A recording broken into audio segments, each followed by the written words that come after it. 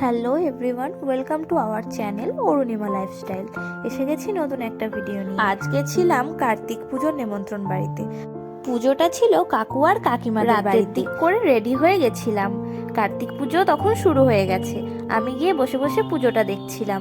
কাকিমা এদিকে বেলপাতাগুলো ছুলে রাখছিল। তোমরা নিশ্চয়ই বলবে, কার্তিকের মাকে দেখতে পাচ্ছি, বাবা কোথায়? সকলকেই দেখতে পাবে। কিছুক্ষণ পর আমরা চলে গেলাম খাওয়া দাওয়ার জন্য।